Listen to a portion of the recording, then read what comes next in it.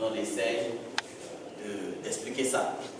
Et ethno, on se base sur l'ethnie, donc on va d'ethnie en ethnie pour essayer de comprendre les différentes, pour collecter les différentes utilisations, les différentes, voilà, liées aux plantes. Et maintenant on vient, on rentre en laboratoire et on essaie d'expliquer. Donc il y a le terme ethnopharmacologie, ça veut dire que j'ai beaucoup travaillé sur les plantes médicinales. Ça, je travaille sur toutes les plantes, mais j'ai beaucoup travaillé sur les plantes médicinales. C'est tout le terme ethnopharmaco, mais pas chez tout le monde. J'ai fait chez moi d'abord. Voilà. On va envoyer d'autres personnes qui vont faire ici. Ok? Par la grâce de Dieu.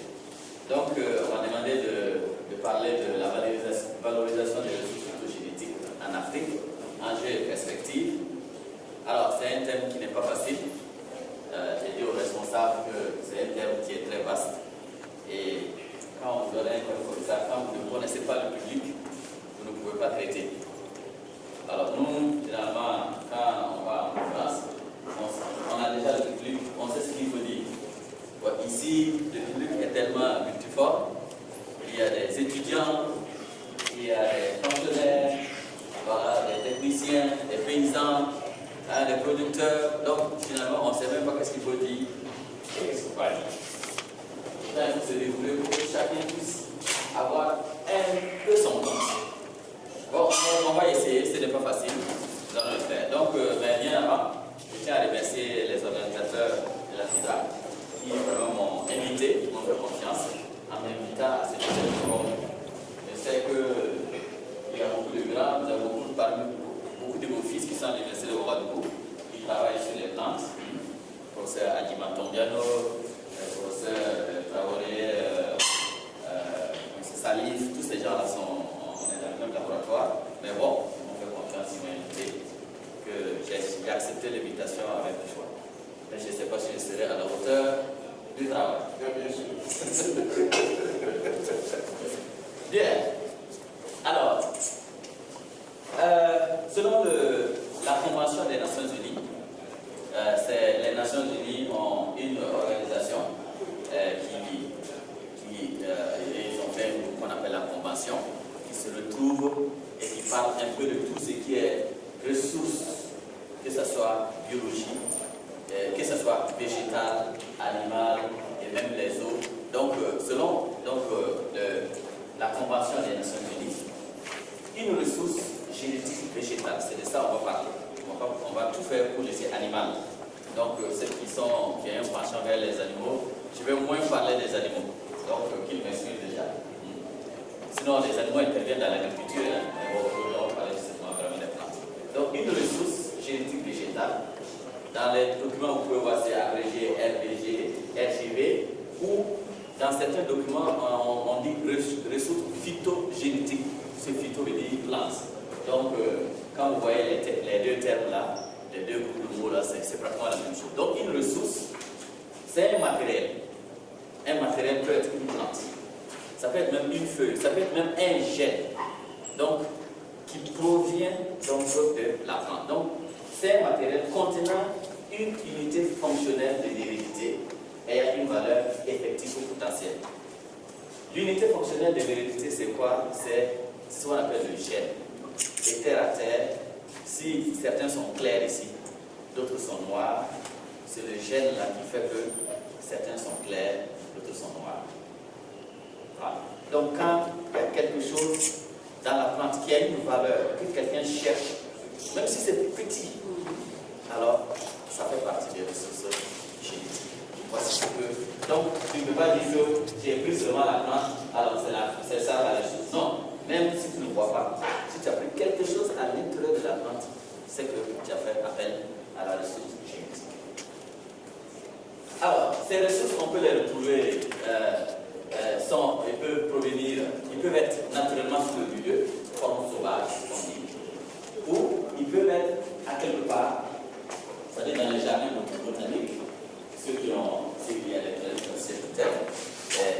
ils ont des jardins où il y a des plantes qui les intéressent, ils les mettent là-bas et ils font croître. Hein, la ferme de la fibre à l'autre côté, c'est également comme un jardin où ils ont mis des plantes qui les intéressent pas. Donc, la ressource peut être naturelle partout, dans le champ, où on n'a pas déplacé de son milieu. Ça, on appelle ça généralement sauvage. Ou on peut les déplacer et on va l'appeler domestiquer ou cultiver. Donc, une ressource peut être sauvage ou domestique. Alors, il peut se retrouver même dans l'eau ou sur les endroits secs. Donc, dans l'eau, on peut avoir une ressource végétale. Sur le sol, on peut avoir une ressource végétale. Donc, quel que soit le lieu, sur notre terre-là, on peut avoir des ressources végétales. Selon toujours les Nations Unies, ils ont dit que, suite à une évaluation qu'ils ont faite de ces ressources végétales-là, ils ont dit que ces ressources-là apportent beaucoup de bénéfices. Mais ils ont pu rassembler tous ces bénéfices-là en 4 catégories de bénéfices. Il y a les services de prélèvement. Aujourd'hui, si on veut manger les feuilles, on utilise beaucoup de feuilles. Voilà. Si on veut boire notre boisson traditionnelle, nous dit dolo, il faut préparer avec du bois. Même préparer la nourriture, il faut utiliser le bois. Si on veut nos cases, les fibres, tout provient des plantes. Donc il y a des services qui sont des prélèvements. Il y a des services de régulation. On a souvent entendu parler que là où il y a beaucoup de plantes, il pleut beaucoup là-bas. Ceux qui sont allés en Côte d'Ivoire, ils ont vu qu'il y a beaucoup de plantes. Là où il y a beaucoup de forêts, il pleut beaucoup. Donc les plantes interviennent pour réguler le climat, les inondations bien sûr, quand il n'y a pas de plantes, bien sûr, il n'y a pas assez d'eau. Les déchets, généralement dans l'eau, il y a des petites plantes qu'on appelle les algues. Ces plantes-là enlèvent les toxines de l'eau, et puis l'eau est propre, nous pouvons boire. Donc ça épure l'eau, etc., etc. Alors, il y a les services culturels. Je crois que je suis dans une région où je ne peux pas, je n'ai rien à apprendre. Les masques, les bois sacrés où on rentre pour parler à nos divinités, à nos dieux. Même les plantes médicinales qu'on n'enlève pas comme ça, etc. Donc, les services culturels sont des plantes qui nous permettent d'avoir des services culturels. Esthétique ici, vous voyez, il y a un terme, en Djoula, c'est le djali. Lors des mariages, vous voyez, les femmes elles vont faire les tatouages pour se faire belles, les pieds, les mains, voilà, tout ça c'est à base des plantes. Donc, les plantes nous aident beaucoup. Et les services pour entretien, ça c'est de façon directement, la plante elle-même, elle fabrique la nourriture, elle s'entretient pour que nous, aujourd'hui, nous puissions l'utiliser. Alors, ça, c'est ce que les Nations Unies ont dit. Qu'en est-il du cas du Burkina? Au Burkina, on retrouve pratiquement les mêmes choses. Au niveau de la biodiversité pour l'alimentation et l'agriculture, notez qu'au Burkina, cette biodiversité joue un rôle très important dans l'amélioration de la sécurité alimentaire et dans la diversification des moyens de subsistance. Ça veut dire quoi? Aujourd'hui, si on prend les plantes interviennent énormément, si on se base seulement sur les plantes qu'on a dans l'agriculture, interviennent énormément pour notre sécurité alimentaire. S'il n'y a pas de mille aujourd'hui, voilà, il y a un problème. Voilà, ventre point d'oreille, ventre vide, point d'oreille. Quand ton ventre n'est pas plein là, tu ne peux pas parler. Et lorsqu'on analyse les rôles que jouent ces plantes dans le domaine alimentaire, on se rend compte qu'on a pratiquement les mêmes formes que les mêmes services dénommés ou édictés par les Nations Unies. Il y a le rôle écologique des plantes, il y a le rôle, il y a la variabilité, ça fait plusieurs, il y a le rôle de la biodiversité, la santé, la nutrition, les rôles socio-culturels, les rôles touristiques. Je crois que dans cette zone, il y a beaucoup de zones touristiques. Et lorsqu'on part, on voit comment on part dans ces zones, on voit comment les plantes se présentent. Ce n'est pas la même chose que si on les prend juste à côté, là où l'eau passe, ou là où on va dans les falaises, on va voir les falaises. La manière dont les plantes sont disposées et organisées, ce n'est pas la même chose. Donc les plantes jouent vraiment un rôle important ici au Burkina. Toujours dans ce rôle, on se rend ça c'est la recherche qui a montré qu'il y a plusieurs plantes qui sont utilisées pour l'amélioration de la fertilité des sols. Il y a beaucoup d'études qui ont été faites là-dessus. Il y a ce qu'on appelle généralement les légumineuses. Bon, si vous comprenez votre langue, j'allais vous donner des exemples dans la langue. Hein. Les légumineuses, là, généralement, sont des plantes. Vous savez, l'azote, l'engrais, contient de l'azote. Et naturellement, il y a des plantes qui captent l'azote qui est dans l'air. Ces plantes-là, on les appelle, la plupart, ce sont des légumineuses. Ces plantes-là, lorsque vous cultivez à côté, alors vous avez la chance, en tout cas, que la culture puisse bien marcher. Elles sont là. Donc, elles peuvent être ligneuses, c'est-à-dire des arbres, sous forme d'arbres. Elles peuvent être aussi sous forme d'herbes.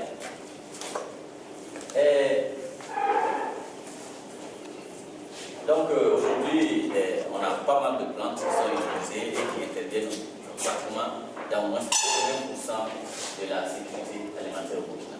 On a le coton qui est utilisé, ça nous apporte beaucoup d'argent. On a le sésame qui est cultivé, ça nous apporte beaucoup d'argent. Aujourd'hui, l'exportation des plantes médicinales nous apporte 2 milliards de francs CFA par an. Exportés. Ça, c'est pas ce que nous, on consomme ici. Ce qui sort du Burkina pour aller à l'extérieur, ça nous apporte 2 milliards. Au moins 2 milliards de francs CFA. Ça veut dire que si on rassemble ce qui est à l'intérieur, là, alors là, vraiment, chacun gagne. Hein? C'est devenu même la fonction de certaines personnes. Donc, il y a pas mal de plantes qui interviennent dans la sécurité alimentaire. Au niveau des ressources forestières, ça c'était les plantes qu'on utilise un peu au niveau de l'agriculture. Au niveau des forêts, les grandes plantes ou les arbres, là également on se rend compte qu'il y a de l'importance. Les plantes jouent vraiment, contribuent pour la grande partie de la sécurité alimentaire également. On a aujourd'hui ce qu'on appelle les produits forestiers non liés. Il y a une dame qui s'est présentée ici, elle dit qu'elle fait la promotion du moringa. Ça fait partie des produits forestiers non liés.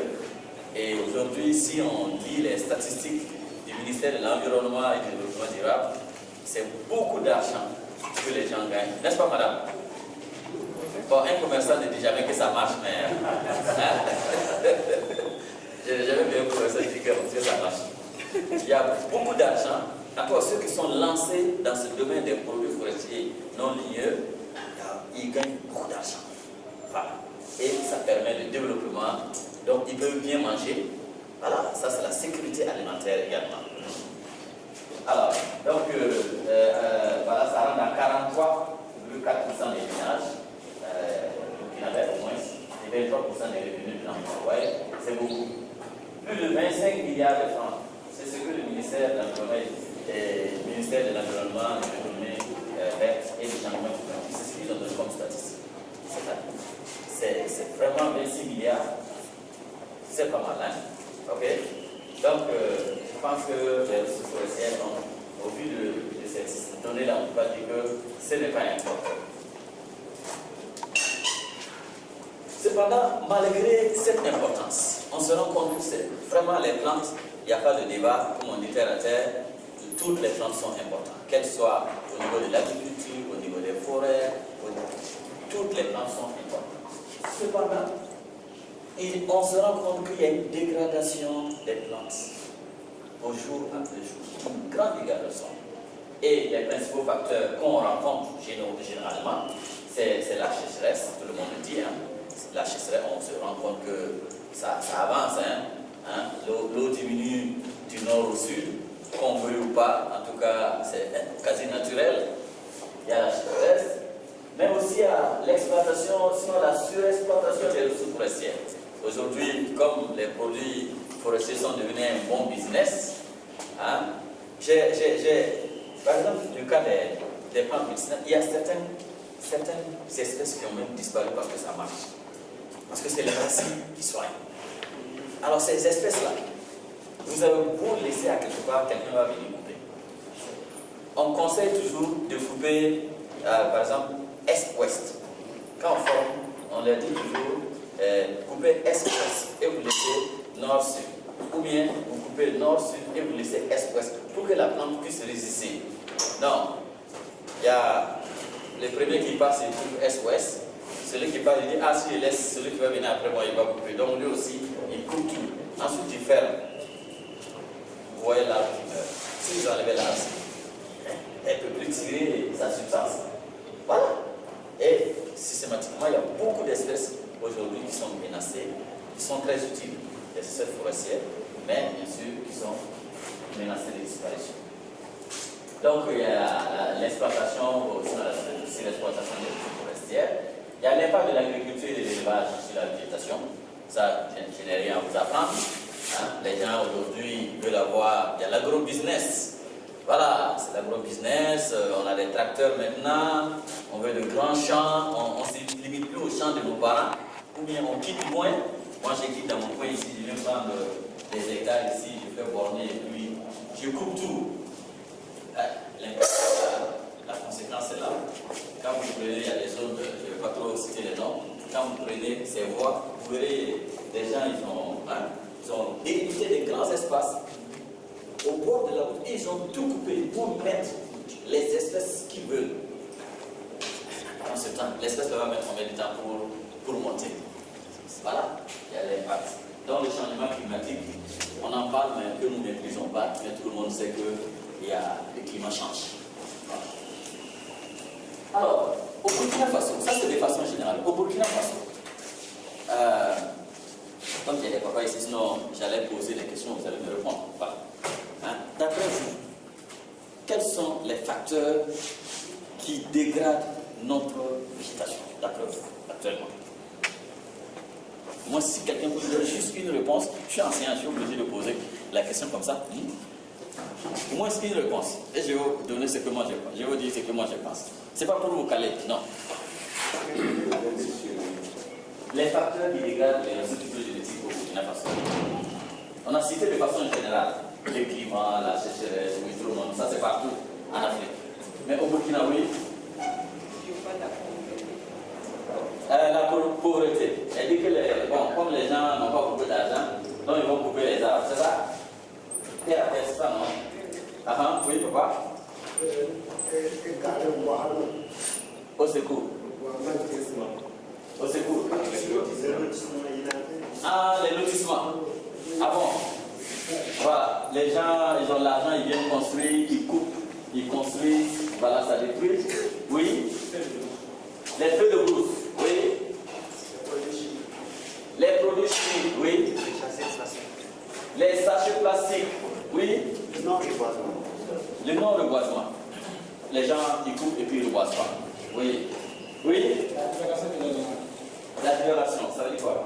Ils font quoi? Les animaux, ils sortent, ils se promènent et puis ils gazent. La libération des animaux. Ok, oui, le dernier. Le changement climatique. Le changement climatique, comme on ne maîtrise pas même, on en parle plus. Donc, vous voyez, tout ce que vous avez dit, c'est vrai. Voilà. Vous verrez que ce que je vais donner ici, ça ne dépasse pas ce que vous avez dit. Donc, on est tous en un mot au courant. En tout cas, on est conscient qu'il y a des choses. Et qui est responsable de ces facteurs? La plupart de c'est l'homme. C'est l'homme. Donc, il va falloir que si nous voulons bien gérer, je suis déjà arrivé à la conclusion. Si nous voulons bien gérer le futur, il faut que nous-mêmes nous soyons conscients. C'est qu'on fait de mauvais là, qu'on laisse ça. Alors moi j'ai mis le développement du secteur minier. Si vous êtes déjà allé vers un site, vous avez déjà vu un site minier, vous avez vu ce qui se passe là-bas, mais c'est grave. Normalement pour notre pays, bon, ce que j'ai dit ça n'engage que moi, normalement on ne devait pas dépasser 10 sites dans un pays, petit pays comme ça là. On ne devait pas dépasser 10 sites d'exploitation. Normalement. Mais bon, comme il y a la pauvreté, entre guillemets, on enlève nous, mais on ne voit rien. Mais comme il y a la pauvreté, donc on octroie les licences, on dégrade partout et les conséquences sont là. Les conséquences sont là. Tout ce qu'ils enlèvent, ils disent qu'ils vont remettre. Si vous partez, vous allez vous rendre compte que rien n'est héroïque. Donc ça rejoint ce qu'il a dit, le reboisement. Voilà.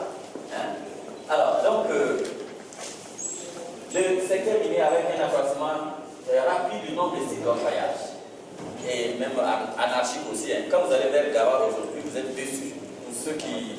Vers Gawa, il y a beaucoup d'arbres comme en Côte d'Ivoire. Mais si vous allez aujourd'hui, vous êtes découragés, véritablement. Parce que directement, on exploite, donc il y a pas mal d'espèces qui disparaissent. Alors, donc le secteur minier contribue à décimer la flore et à détruire leur habitat. Alors, il y a la baisse de la pluviométrie, bien sûr, ça on en a parlé. Hein, donc, voilà, l'eau diminue du nord progressivement du sud. Il y a les feux de brousse, quelqu'un l'a cité ici. Hein, surtout dans les parties où il y a beaucoup de... surtout vers l'ouest là. Alors, on brûle non seulement pour les animaux, pour chasser les génies. Hein. Ah oui, il y a plusieurs raisons. Hein. Voilà, on dit tant que vous ne brûlez pas, alors les génies du passé là sont là, ils ne vont pas vous aider à avoir beaucoup de semences. Donc, il faut brûler pour les chasser. Bon, bref, il y a beaucoup d'explications, on va rentrer dans ça. Donc, la mauvaise pratique des feux de brousse, voilà, détruit la flore, hein, sa composition floristique et même son habitat. Ça, quand je ne suis plus à l'aise ici, il faut que je quitte. Donc, vous changez mon habitat par des produits chimiques ou en brûlant, ben, je quitte ou je disparais. Si j'arrive, je résiste, dans le cas contraire, je disparais. C'est ça la loi de la nature. Alors, autre raison, il y a la réduction des ressources hydriques liées aux aliments, aux aléas climatiques. Il y a l'envasement des plans d'eau. Aujourd'hui, à Ouaga, il a fait juste 2 pluies et puis le barrage est rempli. Le barrage est rempli complètement à Ouaga, 2 pluies. Ça veut dire que c'est vraiment, le barrage est rempli, il est comblé. Et si vous allez voir qui comble encore, c'est nous. Voilà. On fait du jardinage dedans, donc on creuse, on jette des ordures dedans, etc. Donc, encore, c'est nous. Il y a la pollution industrielle directe, ce que les déchets que les usines jettent sur le milieu, et aussi les usines minières, c'est-à-dire l'acide qui est emballé. Il y a les mauvaises pratiques agricoles par l'utilisation d'herbicides. Je crois que je n'ai rien à vous apprendre. Il y a beaucoup d'herbicides. Il y a rare de gens qui tuent aujourd'hui sans utiliser ça. Très rare. Ah oui. Ah oui. Pourtant, bon, nos parents n'ont pas fait ça alors que ça marchait. Ils utilisaient autre chose et ça marchait. Mais nous, comme nous voulons avoir beaucoup, on utilise ce qu'on nous apporte et c'est le problème. Aujourd'hui, on utilise même les pesticides du coton dans les cultures maraîchères. Aujourd'hui, quand je vous donne un exemple.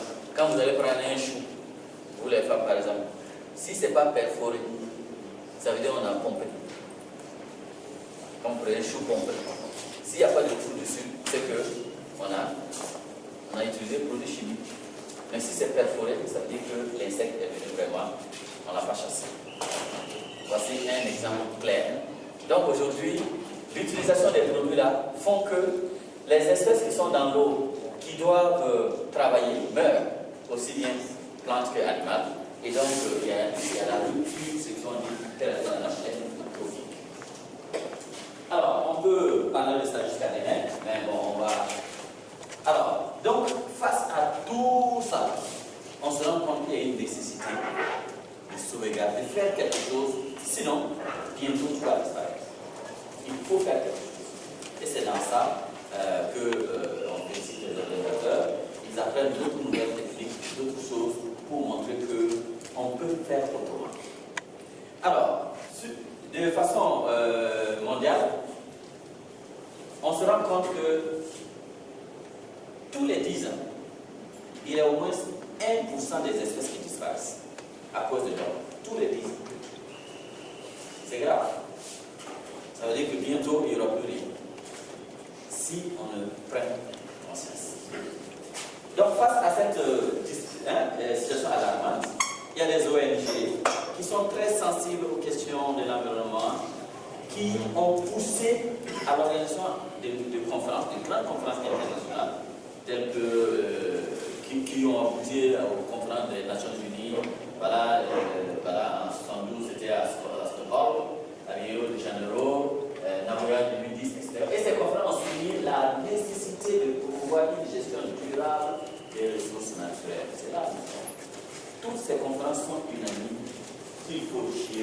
véritablement notre ressource, parce que notre survie y dépend. Si les ressources disparaissent, nous-mêmes on disparaît. Donc il faut faire quelque chose. Et cette nécessité concerne au premier plan les pays africains, qui enferment l'essentiel des ressources biologiques et dont l'économie repose sur ces ressources. Ça veut dire quoi? Dans le monde, aujourd'hui en Afrique, l'Afrique est le lieu où il y a plus de ressources aujourd'hui. Donc, si on doit se regarder, c'est à nous de commencer maintenant. Ce n'est pas des gens qui vont venir ou bien. On doit veiller, même pas laisser partir. Je vous ai dit tout à l'heure qu'il y a au moins 2 milliards de ventes de plantes médicinales hors du pays. On a dit que ça fait 2 tonnes. Bon, je ne suis pas très d'accord avec 2 tonnes, parce que si 2 tonnes sortent chaque année, si vous faites le calcul, ça veut dire qu'au bout de 10 ans, on va plus tard, des choses comme ça. Je ne suis pas d'accord avec ça, mais c'est dire qu'il y a beaucoup de plantes qui sortent, nous-mêmes on n'est pas au courant. Nous on détruit ici, c'est vrai. D'autres aussi viennent prendre à mener. Et là, il faut faire attention. Parce que notre économie, notre développement est basé sur ces ressources. Alors, que faire? La question qu'on peut se poser, c'est que ces nations africaines peuvent-elles concilier leurs besoins urgents de développement socio-économique et la nécessité absolue de préserver la biodiversité? Nous, on a besoin de ça pour vivre. Comment on va faire? Si on n'utilise pas, on ne peut pas vivre. Si on utilise trop aussi, on va disparaître. Qu'est-ce qu'on va faire? Comment on peut concilier? C'est ça la question.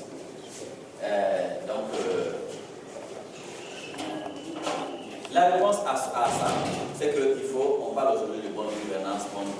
Là aussi, au niveau des ressources phytogénétiques, il faut une bonne gouvernance, il faut une bonne gestion des ressources phytogénétiques. Alors, les organisations qui gèrent un peu les ressources phytogénétiques, telles que la FAO, ont regroupé toutes les activités liées à la gestion des ressources phytogénétiques là, en 4 types d'activités. C'est l'inventaire. Inventaire veut dire quoi? Vous ne connaissez pas, vous allez chercher à connaître. Donc, c'est faire l'inventaire. C'est caractériser. Quand vous avez vu, vous devez dire qu'est-ce que c'est réellement. Qu'est-ce que ça peut faire? C'est caractériser. Et c'est valoriser. Donner de la valeur à la chose, je le disais tout à l'heure. Nous, on cherche à savoir les connaissances traditionnelles et on essaie de les valoriser scientifiquement. Voilà. Pourquoi cette plante-là, on la prend ici et elle soigne ce mal? Pourquoi celle-là, on la prend là-bas, la même plante, elle ne soigne pas le même mal? Nous, on peut vous expliquer ça. D'autres vont dire, c'est le WAC. Nous, on va dire, ce n'est pas le WAC. C'est le sol. C'est là où elle est plantée.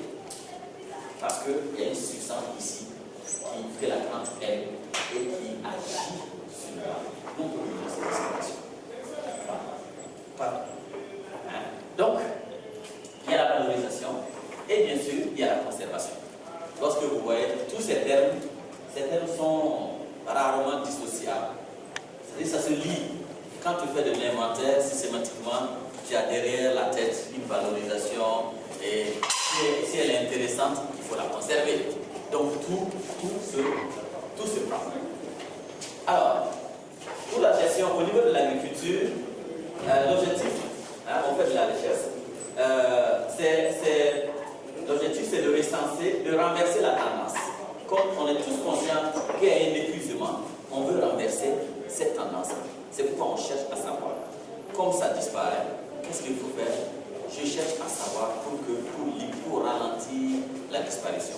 Donc inverser la tendance d'épuisement, la tendance à la dégradation du milieu, à l'érosion, en vue de satisfaire les besoins d'aujourd'hui, les besoins des populations futures locales, notamment sur différents domaines, médicinal, alimentaire, économique, etc. Donc, c'est ça, valoriser, c'est chercher à savoir, lui donner une force, mais tout en essayant de gérer le problème d'aujourd'hui. On pense aux enfants et aux enfants de nos enfants, donc à la génération future. Alors, au Burkina, à l'instar des autres pays, pour bien gérer, on a des dispositions constitutionnelles. Dans la Constitution, ça existe. On a des dispositions législatives, la loi a voté des textes, etc., en faveur de la protection de ces ressources phytogénétiques. Et également, au niveau de la recherche, il y a des projets et des programmes de sélection qui sont conduits par différentes structures de recherche d'enseignement supérieur pour maintenir ou améliorer ces espèces qu'on connaît. On a caractérisé, on a fait l'inventaire, on a caractérisé, donc on essaie de faire une valorisation en faisant de la recherche plus approfondie pour pouvoir améliorer ces principales espèces cultivées ou semi-domestiques. Et ça, le Burkina l'a fait très tôt, depuis 1960. On va aller vite, ça c'est vraiment des informations qu'on me donne. Depuis les années 60, le Burkina a commencé à protéger ou à valoriser ou à gérer durablement ces ressources phytogénétiques. Vous voyez ici, en collaboration avec les structures de recherche INERA, les structures d'enseignement supérieur des universités et puis le ministère de l'Agriculture. Voilà, aujourd'hui il y a plus de 5 000 écotypes de céréales. Des différents échantillons, ça se ressemble, on va dire c'est la même chose, c'est pas la même chose, etc. Il y a plus de 5 000 écotypes de céréales. Et finalement c'est le mil, sorgho, maïs, semis. Il y a plus de 5 000 aujourd'hui dans les rangs. Il y a plus de 1500 écotypes des autres cultures confondues, niébé, bandou, soja, arachide, etc. Il y a plus environ 2000 et quelques espèces dans ces domaines-là. Alors, donc, cette variabilité est due, bien sûr, à l'ethnopluralité. Vous savez, au Burkina, il y a au moins une centaine d'ethnies. C'est pas au Japon, vous en avez combien? Vous êtes mélangés. D'accord. Nous, on n'est pas mélangés. Nous, on a au moins 60 ethnies. 60 langues différentes. Et chaque ethnie, chaque peuple a ses variétés. Donc, à cause de l'ethnopluralité du Burkina, on a aujourd'hui une grande diversité de variétés domestiques aujourd'hui dans le pays. Et selon ce chercheur-là, peut-être que certains connaissent Parlement, Didier, qui travaille beaucoup sur ces ressources-là, il a dit que la production agricole est assurée par des cultivars traditionnels. C'est-à-dire que c'est des espèces qu'on a pris localement, qu'on a améliorées pour maintenant donner aux gens qui travaillent. Les variétés bonofa et autres, tout ça a quitté. On a pris ça traditionnellement. C'est les variétés traditionnelles qu'on a améliorées. Voilà, pour montrer que la tradition, si on échoue, il faut retourner à la tradition. Il y a des bonnes choses qu'on naisse là-bas et on regarde ce que l'autre fait. Pourtant, ce n'est pas toujours bien. Alors donc, on ne va pas trop détailler. Il y a... Et l'autre chose, il faut bien gérer et bien sûr, il faut aussi conserver. C'est pourquoi j'avais dit que les termes sont indissociables. Gestion et conservation et protection, et vraiment tout est un cas lié.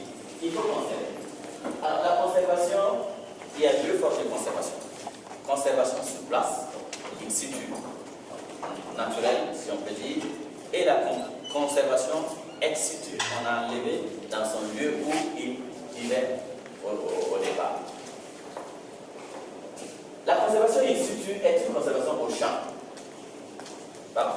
On a dans les champs les qualités, on les arrache pas pour aller planter. Généralement, on laisse les qualités parce que ça nous intéresse, ça nous arrange. Les délais aussi. Et on voit que lorsqu'on les déplace, ça met plus de temps à produire que s'il est là, naturel. Je ne sais pas si vous avez fait la remarque. Quand les qualités poussent naturellement, et vous prenez, vous l'arrachez, vous allez le planter ailleurs, il va durer plus que s'il était dans le même lieu. Voilà. Et ça, c'est des choses que les dieux ont observées et nous ont dit. Il y a des explications également. Donc la conservation in situ, elle est très importante. Elle permet aux espèces de poursuivre leur évolution en s'adaptant au changement de l'environnement. Ça, c'est important. Quand il est sur son milieu, il va continuer à suivre son évolution. S'il y a un problème, il va s'adapter.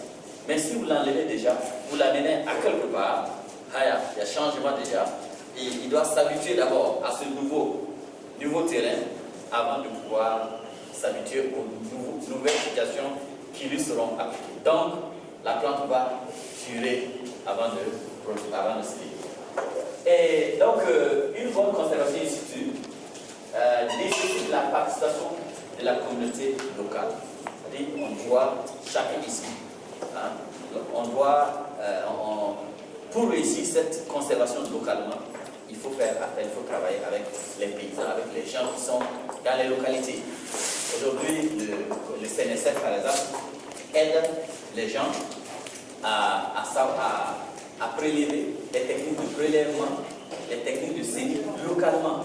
Ils savent, ils ont observé les plantes, ils ont vu comment elles se comportent.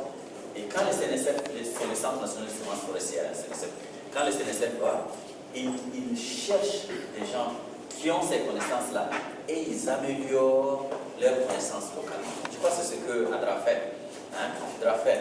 Donc, trouver des gens qui travaillent pour les appuyer à aller à mieux faire. C'est un peu ça. Donc, il faut la participation de la communauté locale. Il ne faut pas laisser les chercheurs venir faire son travail parti, ou le technicien venir faire son travail parti.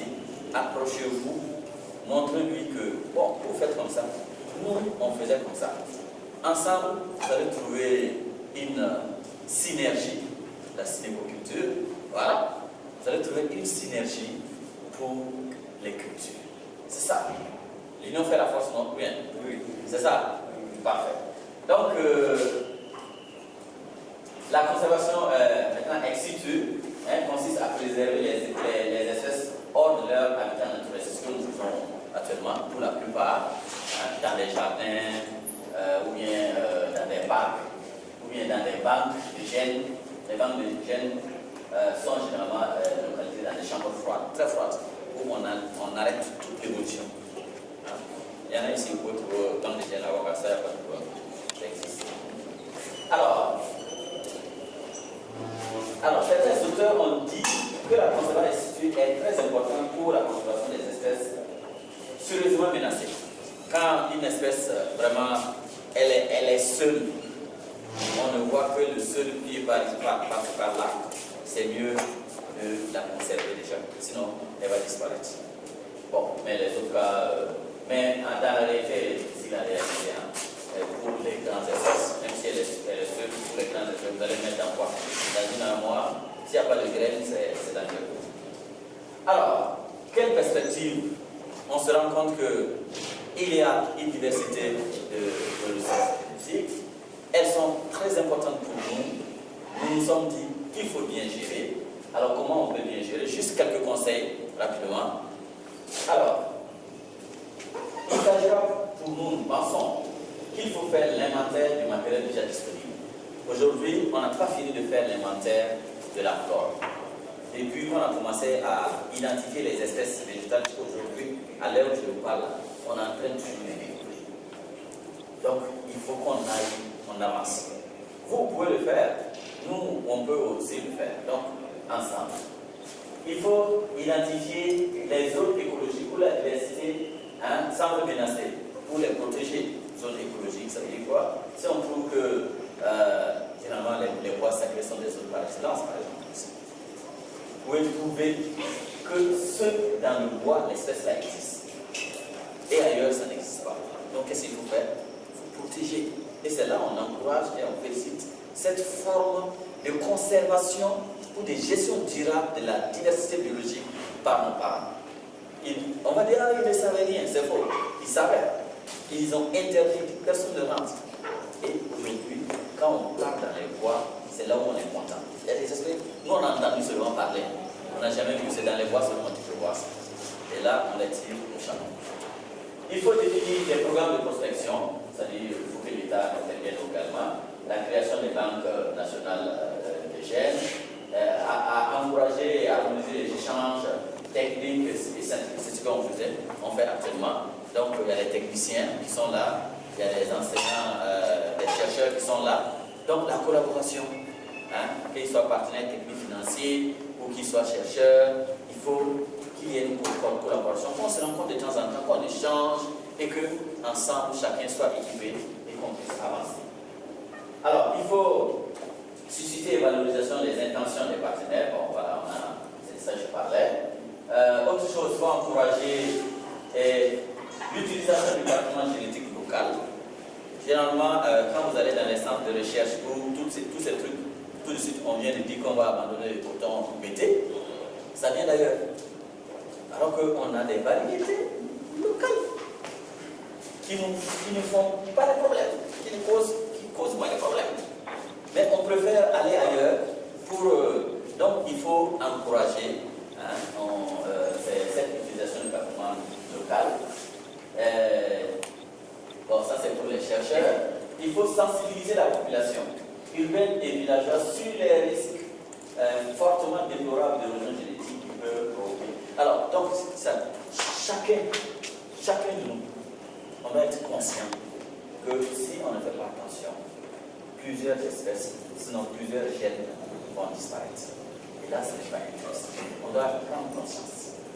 C'est ça, il faut sensibiliser chacun. Ce n'est pas l'affaire du politicien, ce n'est pas l'affaire du gouverneur, ce n'est pas l'affaire de qui, voilà. Non, c'est l'affaire de tout le monde. Chacun doit être conscient là où il est et apporter sa contribution. Et il faut œuvrer à la formation. Je crois que, voilà, on le fait. Former les gens. Les techniciens vont venir vous former, ceux qui sont chacun à son petit niveau. Si je connais plus, je forme celui qui est un peu en bas de moi. C'est une question d'escalier. Il faut vraiment continuer dans la formation. Parce que quand on comprend mieux, on peut mieux se protéger. Quand je ne sais pas, je ne connais pas son importance, qu'est-ce que je fais? Je dis rien. Voilà. Il y a une espèce ici que nous on aime tuer. L'espèce qui pousse dans les cimetières. Comment il s'appelle? Il y a une espèce qui aime pousser dans les cimetières. On appelle ça comment? Oui, bon, les termes scientifiques, c'est Calotropis. Alors, tu connais le machima? C'est Calotropis. Bon, c'est là. Ah.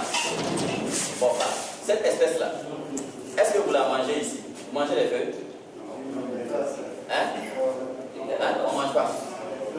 On mange les fleurs ici. Mais au Bénin à côté ici, les feuilles là ne suffisent pas.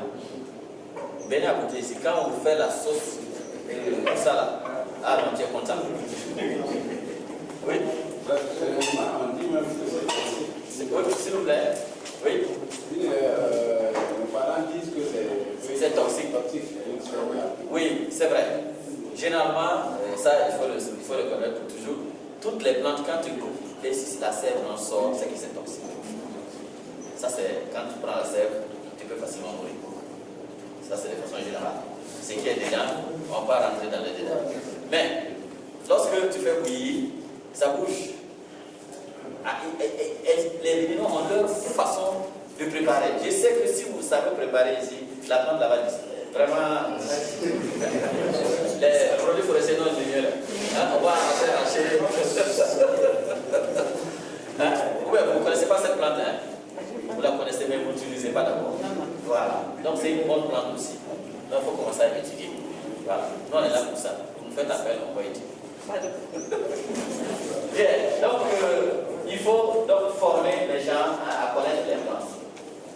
Alors autre chose qui est d'actualité, il faut partager les avantages découlant des ressources entre les fournisseurs et les utilisateurs. Ça c'est une nouvelle conception.